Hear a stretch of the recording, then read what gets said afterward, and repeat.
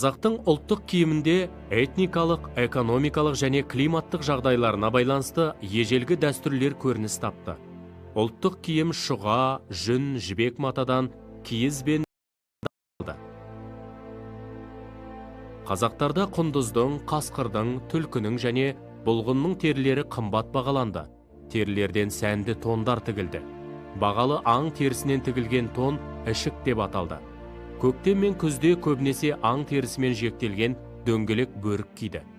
Қыз бөрігі салпыншақ және өкі қауырсындармен безендірілді. Қысқы бас киім тымақ деп аталды. Әйел бас киімдерінің ішіндегі ең құндысы сәукеле болды. Сәбие дүниеге келісімен жас келіншек ақ матадан тігілген кимешек киді.